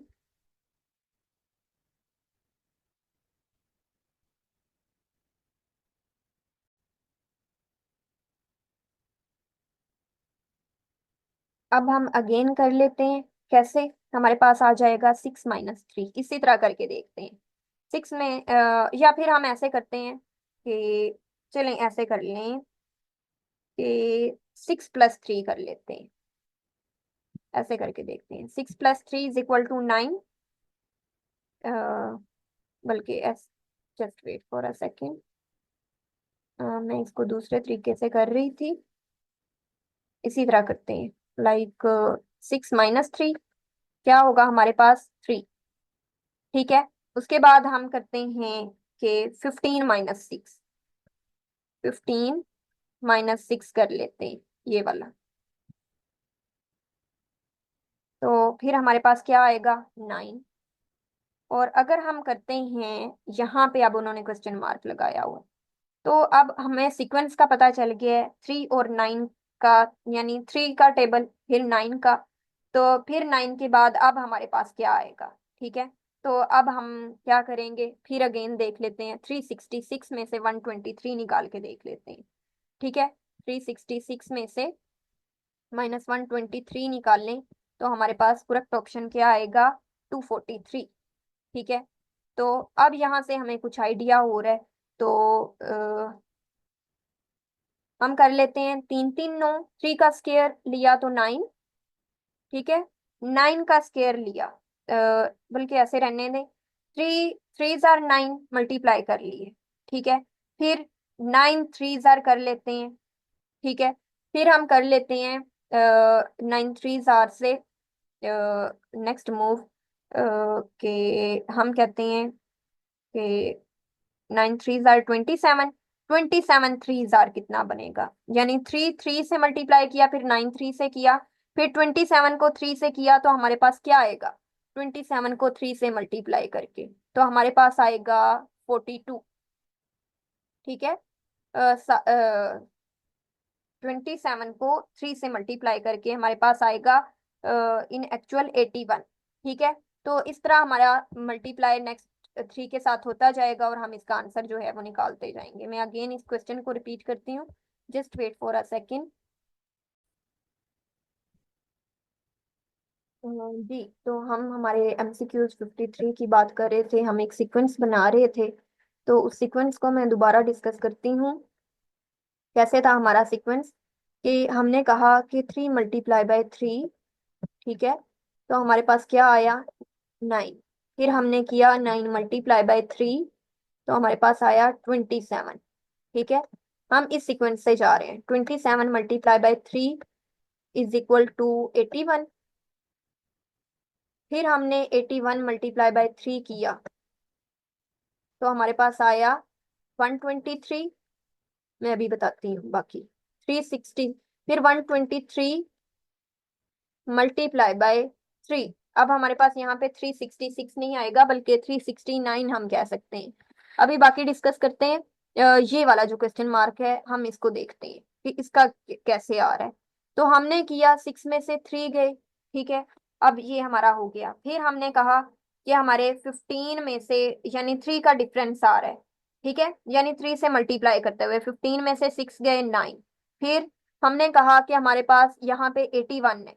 ठीक है, तो पहले हमारे पास आया 42। मैंने जो 42 अप्रोक्सीमेट निकाला है ना, तो 42 में से 15 गए तो 27। 123 में से 42 गए तो हमारे पास आ गया 81, यानी ये वाला 81 जो हम डिस्कस कर रहे थे।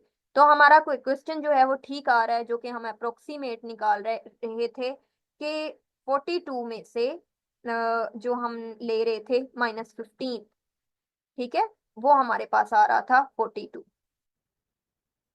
सॉरी 27। तो ये हमारा सीक्वेंस सही जा रहा था, ये वाला 27 का। अब आपको इसकी समझ आ गई होगी। अब हम नेक्स्ट मूव करते हैं हमारे नेक्स्ट MCQs की तरफ। 54, quantity which does not change. तो ये ऑप्शन देखे बगैर ही मुझे कांस्टेंट लग रहा है। ये constant is, yes, constant is correct option. उसके बाद 10 men can complete a job इन 14 days, how long it will take 4 men to finish the same job if they work at the same rate. तो इसको हम कैसे करेंगे, हम करते हैं कि 14 डेज ले लेते हैं पहले। सिंपल वे में मैं जल्दी जल्दी करती हूँ। 14 डेज ले लेते हैं। ठीक है, 14 डेज को मैं करती हूँ मल्टीप्लाई 10 डेज से, 10 men से, डिवाइडेड बाय जो 4 men थे उनसे डिवाइड कर देती हूँ। तो मेरे पास पीछे बच जाते हैं, ये मेरे पास हैं कितने डेज, 14। तो ये मेरे पास 4 हैं, तो 2 2 4, 2 7 14, और 2 5 10। ये मेरे पास बच जाते हैं पीछे 35। 35 will be correct option. 35, 35 days में जो है वो 4 men काम करेंगे, जो कि पहले 10 men 14 डेज में कर रहे थे।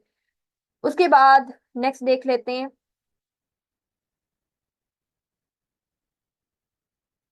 56 MCQs। A plot is sold for 18,700 rupees with a loss of 15%. At what price it should be sold to get profit of 15%? तो ये कैसे करेंगे हम लोग, हम ले लेते हैं सिंपल वे में, मैं बताती हूँ कि हम कॉस्ट प्राइस ले लेते हैं, CP से रिप्रेजेंट कर देते हैं इसको। हम कहते हैं कॉस्ट प्राइस मल्टीप्लाई बाय 1 - 1/100। ठीक है, 1% ओवर 100 कर लेते हैं, मैं आपको बताती हूँ। ओवर 100, ठीक है, is equal to sell price कर लेते हैं। पहले कॉस्ट प्राइस थी, अब सेल प्राइस कर दिए। अब हमने कितने परसेंट का था, 15%, तो ये वाला हमने यहाँ पे ऐड कर देना है 15%। Cost price multiply by 1 - 15%। तो 15 को सिंपली 15 डिवाइडेड बाय 100 कर लेते हैं। ठीक है, 15% को। उसके बाद फिर हमने कहा कि हमारे पास जो सेल प्राइस थी वो क्या है, सोल्ड 18,700। अब हमने फाइंड आउट क्या करना है, कॉस्ट प्राइस उसकी फाइंड आउट करनी है। तो कॉस्ट प्राइस को हमने यहीं पे रखना है, बाकी सारा जो है हमने इधर मूव कर लेना है। 18,700 multiply by 100 divided by 15।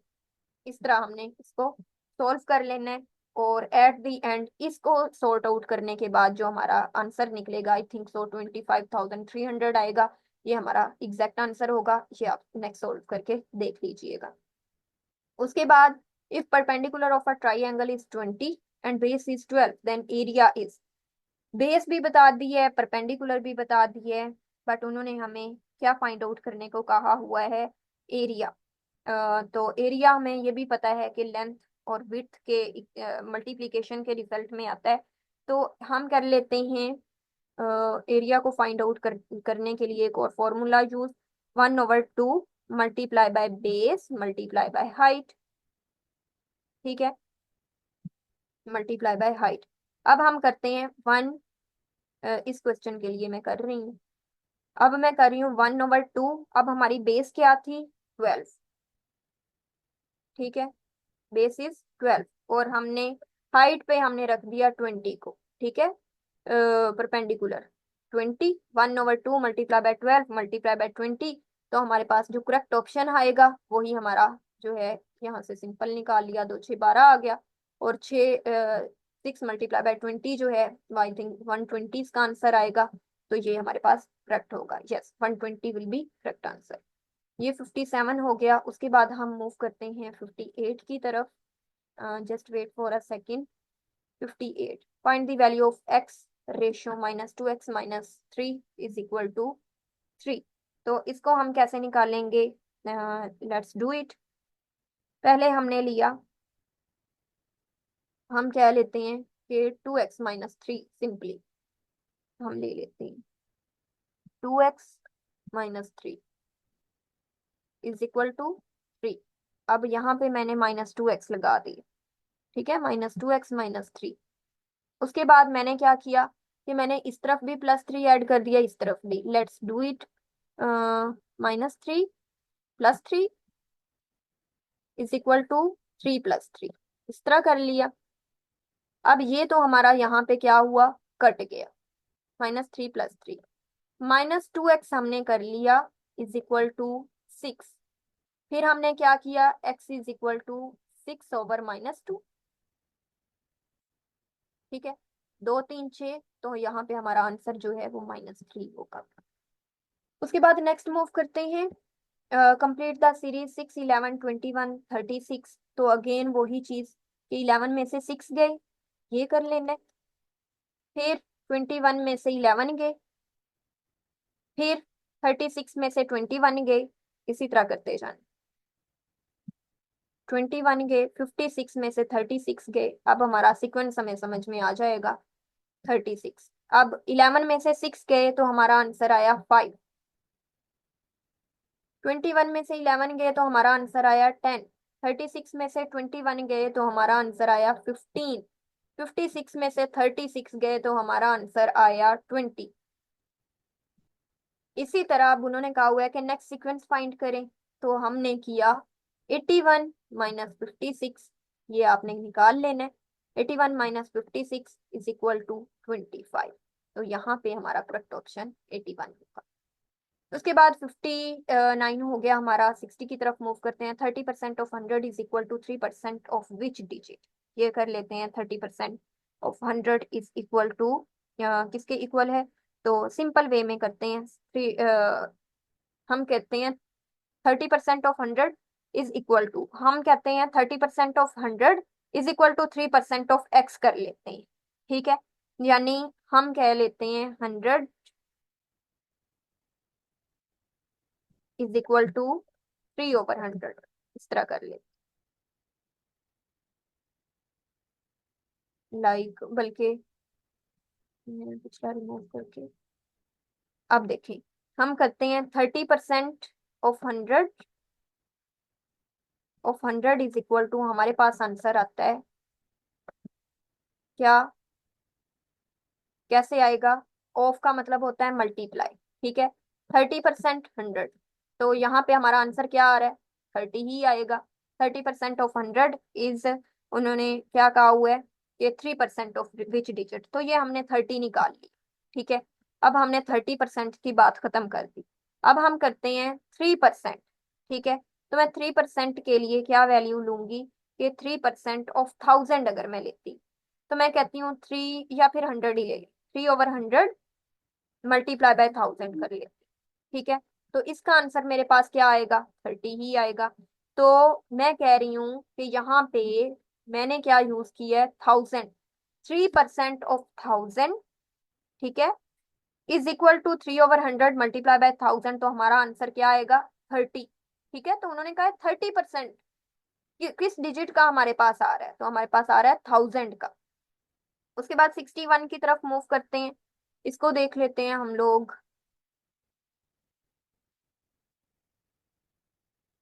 61, if 3/4 of the police employees are not graduate, the ratio of graduate to non-graduate employees is the in the police department।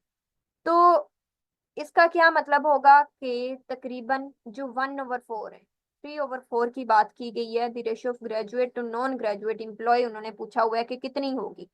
ठीक है, तो इसका मतलब होगा कि जो 1/4 एम्प्लॉयज हैं वो ग्रेजुएट हैं, तो मैंने किया 1/4 एम्प्लॉयज को ग्रेजुएट, तो 1/4 मैं कर लेती हूँ, रेशियो 3/4 कर लेती। तो जो मेरे पास ये रेशो निकलेगी ना, 1/4 टू 3/4, अगर मैं इसको काट देती हूँ तो मेरे पास रेशो क्या आ रही है, 1/3।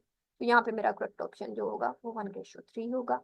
उसके बाद नेक्स्ट देख लेते हैं, कुछ क्वेश्चंस हैं। मैथमेटिक पोर्शन हमारा सॉल्व हो गया है। The word Muhammad as a name has been mentioned in Holy Quran only। कितनी मर्तबा जो है मोहम्मद वर्ड अपेयर हुआ है कुरान मजीद में, तकरीबन 4 मर्तबा, 4 टाइम्स। ठीक है, 4 टाइम्स। और अहमद कितनी बार अपेयर हुआ है कुरान मजीद में, ओनली 1 टाइम। अगर मैं बात करती हूँ मोहम्मद की, किस किस सूरा में जो है मोहम्मद वर्ड मेंशन हुआ है, सूरा अल इमरान में, सूरा अल अहजाब में, सूरा मोहम्मद में और सूरा फतह में। ये चार चार सूराएं हैं जिनमें मोहम्मद नेम जो है वो मेंशन किया गया। उसके बाद नेक्स्ट जो है डिस्कस कर लेते हैं, to which prophet did Jews call the son of Allah. तो ये हजरत उजैर अलैहिस्सलाम थे, और इन इसका जो जिक्र है वो सूरा तौबा में किया गया है कि जो ज्यूज हैं वो हजरत उजैर को सन ऑफ अल्लाह, जो कि नहीं है ऐसा, वो कॉल करते थे। इसके अलावा 64 एमसीक्यूज की बात करते हैं हम लोग। There is no compulsion in religion is a verse of Surah Yasin, सूरह नमल, सूरह अल बकरा, नन ऑफ दीज। तो कोई सख्ती नहीं है इस्लाम में, इस चीज का पूछा गया है, यानी कोई भी मजबूरी नहीं आपके रिलीजन में। किस जो है किस सूरा की वर्स में मौजूद है, तो ये हमारे पास जो सूरा है ये सूरा अल बकरा है, आई थिंक सो। उसके अंदर जो है ये मेंशन किया गया है, देयर इज नो कंपल्शन इन। बाकी नेक्स्ट डिस्कस कर लेते हैं।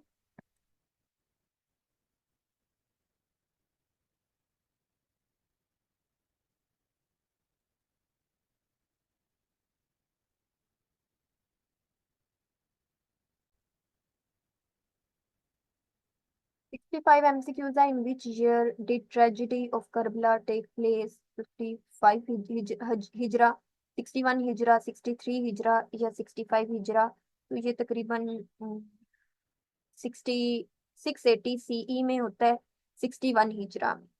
करबला का वाकया जो है, ये जो जंग है हजरत हुसैन, जो कि हजरत मोहम्मद सल्लल्लाहु अलैहि वसल्लम के जो है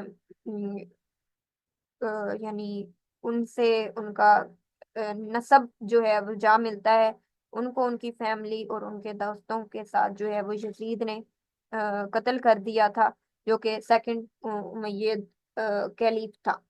ठीक है, तो 61 हिजरा is the correct answer. How many अहादीस वर कोटेड बाय हजरत अबू हुरैरा। हुरैरा जो वर्ड है इसका मतलब होता है किटन, बिल्ली। ठीक है, छोटी बिल्ली। तो ये तकरीबन 5374 जो है इसका करेक्ट ऑप्शन होगा, हजरत हुरैरा से रिलेटेड। और हजरत हुरैरा जो हैं उन्होंने अहादीस जो है हजरत अबू बकर, हजरत उमर, हजरत आयशा हजरत उसामा, हजरत उबय बिन इब्ने काब और हजरत जो हैं काब अल अहबर। इनके बाद जो है हजरत अबू हुरैरा जो है, इन्होंने अहादीस की कलेक्शन जो है वो स्टार्ट की थी, जो कि ये पैदा हुए थे यमन में। उसके बाद नेक्स्ट बात करते हैं, Safiullah is the title of, Safiullah किसका टाइटल है?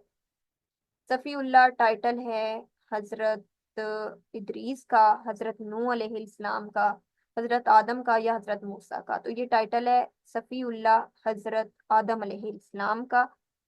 और इसका मतलब है द चोजन वन ऑफ अल्लाह, जिसे अल्लाह ने सिलेक्ट किया हो। ठीक है, जो कि फर्स्ट प्रॉफिट इन इस्लाम है, फादर ऑफ मैन काइंड है हजरत आदम अलैहिस्सलाम, इनको सफीउल्लाह कहा जाता है। Which Umayyad caliph ordered the compilation of अहादीस, किसने कहा अहादीस को कंपाइल करने को? हजरत अमीर मुआविया, अब्दुल मलिक वलीद इब्ने अब्दुल मलिक, उमर बिन अब्दुल अजीज। तो उमर बिन अब्दुल अजीज जो हैं, ही इज एट्थ उमैयद खलीफ, उन्होंने ऑर्डर किया था कि ऑफिशियली जो है अहदीस को कलेक्ट किया जाए। तकरीबन 717 से 720 तक हजरत उमर बिन अब्दुल अजीज जो हैं ये उमैयद खलीफ रहे थे, एट्थ खलीफ ऑफ इस्लाम। उसके बाद उशर एंड होम्स आर, ये हैं two kinds of tax in Islam. हमें पता है बड़े अच्छे तरीके से खम्स और उशर का, यानी अपने हिस्से में से 1/5 जो पार्ट है आपने जो देना है टैक्स के तौर पर।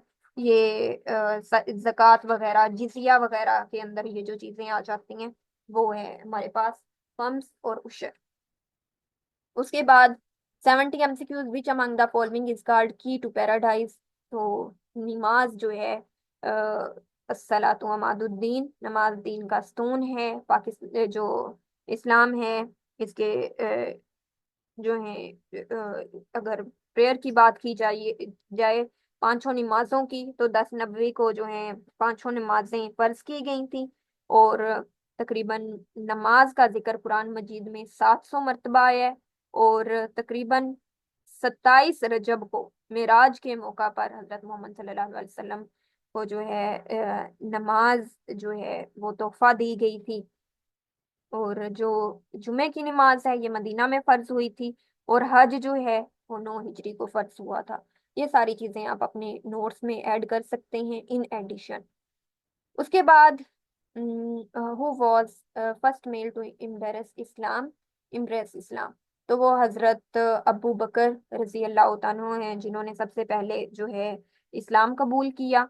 इसके अलावा हजरत सुवैद बिन समित जो हैं वो फर्स्ट पर्सन थे मदीना के जिन्होंने इस्लाम कबूल किया था। हजरत खतीजा पहली वो खातून थी कुरैश कबीले की जिन्होंने इस्लाम कबूल किया था। इसके अलावा हजरत अली रजी अल्लाह तआला की बात की जाती है, he was the first child to embrace Islam। उसके बाद which of the following according to Quran is unpardonable sin? Lie, jealousy, शिर्क, थेफ्ट। तो ये हमें पता है कि ऐसा गुनाह जो माफ नहीं हो सकता वो है शिर्क, कभी माफ नहीं हो सकता। Who among the following personalities were commander of in fields in battle of Uhud? Uhud की जंग में अबू सुफियान जो था ये था तकरीबन 625 एडी में जो है गज़वाए ओहद जो है वो लड़ी गई थी अ, और वादिये ओहद में।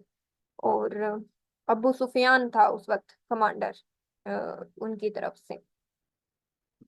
उसके बाद among the following battles maximum number of हाफिजे Quran were martyred in the जंगे खंदक, जंगे अहद, जंगे यमामा, नन ऑफ दीज। तो ये जंगे यमामा के अंदर हुआ था। तकरीबन 70 हाफिज कुरान जो थे उनको शहीद कर दिया गया था। 1200 मुस्लिम टोटल जो थे उनको मारा गया था। उनमें से 360 जो थे उन्होंने कुरान पाक को याद किया हुआ था। और ये तकरीबन हजरत अबू बकर का जो दौर था ना उसमें लड़ी गई थी 632 सीई में, 11 हिजरी को रमजानुल मुबारक के महीने में। उसके बाद सलाते इस्तिखारा is offered for rain, fear, divine guidance, drought. तो हमें पता है कि इस्तिखारा की नमाज जो है वो गाइडेंस के लिए अदा की जाती है। ये इजी था। और अगर हम रेन की बात करते हैं तो इसके लिए सलाते इस्तिस्का जो है वो पढ़ी जाती है। और बस सोलर और लूनर एक्लिप्स के लिए वो नमाज कसूफ और खसूफ जो है वो अदा की जाती हैं। इसके अलावा मुजदलफा इज लोकेटेड बिटवीन, बहुत इजी क्वेश्चन है, मुजदलफा जो है वो कहाँ पे मौजूद है, किस किस के दरमियान मौजूद है। तो कहाँ पे मौजूद है मुजदलफा? अरफात और मीना के दरमियान। ठीक है। और ये तकरीबन 9 जिलहज को ना मगरिब और इशा की नमाज जो है वो मुजदलफा में 9 हिजरी को अदा की जाती है। ठीक है। और यहाँ पे ये वो जगह है जहाँ पे हजरत आदम मगरिब और इशा की नमाज इकट्ठी अदा करते थे। इसे अल इब्दा भी कहा जाता है, जिसका मतलब है फ्लैट एरिया, मुजदलफा को। ठीक है। और इसके अलावा 49 to 70 जो पिबल्स हैं ये कलेक्ट किए जाते हैं मुजदलफा के जो ग्राउंड है यहाँ से। और जो मीना के 3 पिलर्स हैं ना, जो कि शैतान का बताते हैं कि शैतान यहाँ पे मौजूद है। 49 to 70 पिबल्स जो हैं वो उठाकर शैतान के मीना के जो पिलर्स हैं वहां पे मारे जाते हैं, 3 पिलर्स ऑफ मीना। उसके बाद नेक्स्ट बात करते हैं, name the person who got the status of सहाबी without having seen holy prophet. हजरत अवैस करनी, हजरत जैद बिन हारिस, हजरत हनीफा रजी अल्लाह तन्हा, नन ऑफ दीज। तो ये हजरत अवैस करनी हैं जिनकी हिस्ट्री में कहा जाता है उनसे रिलेटेड कि हजरत मोहम्मद सल्लल्लाहु अलैहि वसल्लम को देखे बगैर जो हैं कहा जाता है कि उनको सहाबी कॉल किया जाता है। ठीक है। उसके बाद who was the commander of Enfield in battle of बदर। बदर जो है इसमें हजरत हजरत नहीं, अबू जहल जो था ना, ये था उनका कमांडर। उसके अलावा हजरत उस्मान रजी अल्लाह तआला की बात की जाती है।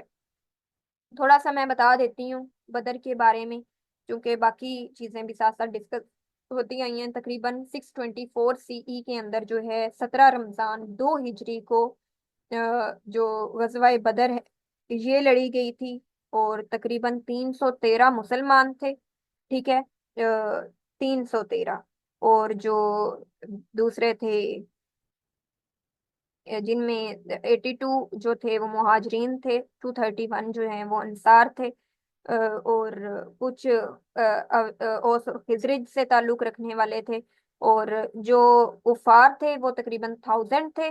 और उनके पास 100 हॉर्सेस थे और 170 कैमल्स थे। और मुसलमानों के साथ पास जस्ट 2 हॉर्सेस थे और 70 कैमल्स थे, यानी उनसे हाफ भी नहीं। हॉर्सेस उनसे हाफ भी नहीं और कैमल्स जो थे वो भी उनसे हाफ भी नहीं थे, 70 थे। ठीक है, कम थे। तो इस गजवाए बदर के दौरान तकरीबन 14 मुसलमान जो है वो शहीद हुए थे। और कुफार जो हैं, मुशरकीन जो हैं, वो 70 जो हैं वो मारे गए थे, 70 कुफार मारे गए थे। ये भी आप याद रख सकते हैं। हजरत उस्मान रजी अल्लाह तआला बिलोंग टू विच ट्राइब? कुरैश, उमैयद, मखजूम, ऑल ऑफ दीज। तो किस कबीले से ताल्लुक रखते थे? ताल्लुक उनका कुरैश से था, हजरत उस्मान रजी अल्लाह तआला का। लेकिन जो है हम वर्ड यूज करते हैं कबीला। ठीक है। तो ट्राइब जो है ये भी उसी में आता है, तो ज्यादा जो है इसके लिए कुरैश कबीला जो है वो करेक्ट होगा। हजरत उस्मान मेंबर थे इसके। ठीक है। उसके अलावा नेक्स्ट देख लेते हैं, which is second pillar of इस्लाम। तो सेकंड पिलर ऑफ इस्लाम हमें अच्छे से पता है कि पहली शहादत, दूसरी नमाज, तीसरी ज़कात, चौथी रोजा, और फिर हज। तो सबसे पहला जो है शहादा और सलात। ठीक है। तो बी ऑप्शन हमारे पास करेक्ट होगा, second pillar of Islam. Agreement of Hudaybiyyah made for many years, how many years? 9 to 10 3। तो ये 10 ईयर्स के लिए था। मुशरकीन और मुसलमानों के दरमियान के मक्का और मदीना के लिए, यानी वो मक्का कब आएंगे और कब खाना काबा का तवाफ करेंगे, दोनों 10 साल के, वो 10 साल के बाद आएंगे। अभी कोई तफरीक जो है वो वहां से वहां नहीं जाएगा। अगर कुफार आ जाते हैं तो मुसलमान उनको वापस करने के पाबंद होंगे, लेकिन अगर मुसलमान वहां पे चले जाते हैं तो वो उनको वापस करने के पाबंद नहीं होंगे। ये कुछ हदीबिया की जो ट्रीटी थी या अग्रीमेंट था, उसमें ये चीजें शामिल थी। विच इज फर्स्ट रिवील्ड सूरा, तो वो सूरा अल अलग है, जिसकी वर्सेस हैं इकरा, यानी इकरा बिस्मि रब्बी कल्लाजी, यानी पढ़ अपने रब के नाम से। तो उसके बाद 84 एमसीक्यूज है। When was holy prophet peace be upon him was born, तो हजरत मोहम्मद सल्लल्लाहु अलैहि वसल्लम जो हैं वो 570 एडी में जो हैं वो पैदा हुए थे। 570, ये option is correct. Name the honoured angelic messenger, तो हजरत जिब्राइल अलैहिस्सलाम जो हैं वो मैसेंजर ऑफ अल्लाह अलमाइटी जो हैं वो कहलाते हैं। बाकी हजरत इसराफील जो हैं वो जजमेंट के डे पे जो हैं वो मौजूद होंगे, इसके अलावा, यानी सौर फूकेंगे। उसके बाद हजरत मिकाइल जो हैं वो जान निकालते हैं। तो हजरत इजराइल जो हैं he is angel of death. ठीक है। उसके बाद नेक्स्ट बात कर लेते हैं, who could the which prophet could talk to the birds. Hazrat Ismail होगा, याकूब होगा, सुलेमान होगा, यूसुफ होगा। हजरत सुलेमान अलैहिस्सलाम वो नबी थे जो कि परिंदों से भी बात कर लेते थे। उनके पास इतनी, अल्लाह ताला की तरफ से इतनी पावर थी कि परिंदों और दूसरी जो क्रिएचर्स थी उनके साथ बात कर सकते थे। उसके बाद नेक्स्ट देख लेते हैं, नेव का एंटोनिम पूछा गया है। नेव जो वर्ड है ना, इसका इन एक्चुअल जो मतलब होगा, इसका मतलब होता है कि ऐसा पर्सन जिसके पास बिल्कुल भी एक्सपीरियंस ना हो। ठीक है। कुछ भी ना हो, उसके पास कोई एक्सपीरियंस ना हो, किसी चीज के बारे में ना जानता हो, नेव ऐसा पर्सन होता है। ठीक है। तो यानी लैक ऑफ एक्सपीरियंस कह सकते हैं, विजडम और जजमेंट भी कह सकते हैं कि उसमें मौजूद नहीं है। तो कनिंग जो है बहुत चालाक, वेल्थ बहुत ज्यादा अमीर, कॉम्प्लिकेटेड बहुत ज्यादा कॉम्प्लेक्स, कॉम्प्लेक्सिटी का शिकार, सोफिस्टिकेटेड, इसका मतलब होता है कि बहुत ज्यादा experienced person, lot of experience. तो sophisticated with the correct option here. Duplicate का एंटोनिम क्या होगा? Duplicate, copy, original. C option will be correct. Miserly antonym generous, liberal, spendthrift, narrow minded, तो इसका जनरस होगा। माइजरेबल, माइजरेबल एंटोनिम पूछा गया है, तो इसका एंटोनिम क्या होगा? माइज माइजरली का इन एक्चुअल मतलब होता है कफायत शार। ठीक है। जनरस होगा, लिबरल होगा, spend thrift, narrow minded. Spend thrift जो है इसका करेक्ट ऑप्शन होगा, जनरस नहीं, क्योंकि एंटोनिम फाइंड आउट करने को कहा हुआ है स्पेंड थ्रिफ्ट। तो ऐसा जो अंधाधुंध जो है वो पैसा लगा दे, पैसा जाया कर दे, उसको कहा जाता है। फिर एमेलगमेट एंटोनिम इसका क्या होगा? एमेलगमेट जो वर्ड है इसका मतलब होता है किसी चीज को मिलाना, किसी स्ट्रक्चर को, किसी ऑर्गेनाइजेशन को यूनाइट करना। ठीक है। तो इसका एंटोनिम क्या होगा? Separate, unite and separate. उसके बाद एपाथेटिक एंटोनिम। अब एपाथेटिक जो वर्ड है इसका मतलब है कि ऐसा पर्सन जो कि, या फिर कह सकते हैं कि कोई भी फीलिंग जो है शो ना करना, या कोई इंटरेस्ट जो है वो शो ना करना, यानी मेरा इस चीज से कोई कंसर्न नहीं है।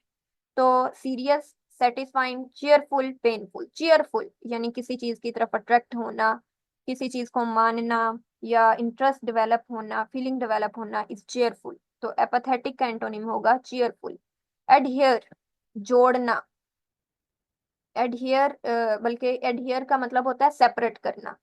तो बल्कि एडहियर जो है ये जोड़ने में ही आता है। तो stick, break from, come under, detach. तो एडहियर का मतलब होगा स्टिक, जोड़ना। ठीक है। एडहियर सिनोनिम पूछा गया है। Obligatory synonym. ऑब्लिगेटरी मतलब होता है कि लाजमी, कंपल्सरी हम कह सकते हैं। तो सिनोनिम फाइंड आउट करने को कहा गया है, तो ऑब्लिगेटरी का सिनोनिम यहाँ पे होगा बाइंडिंग, जोड़ना, लाजमी करना। उसके बाद अनस्टेबल, तो इसका जो सिनोनिम होगा वो अनबैलेंस्ड होगा। डिकम्पोज का सिनोनिम क्या होगा? तोड़ना। तो deterioration, deterioration will be correct option. मुझे इस पेपर के तकरीबन 95 एमसीक्यूज ही मिले थे, जो कि मैंने आप लोगों के साथ डिस्कस और आपके साथ इंशाल्लाह ये फाइल जो है ये शेयर की जाएगी। आप हमारे व्हाट्सएप नंबर पे कांटेक्ट करके ये फाइल ले सकते हैं। मैं आपको व्हाट्सएप नंबर जो है वो बता देती हूँ।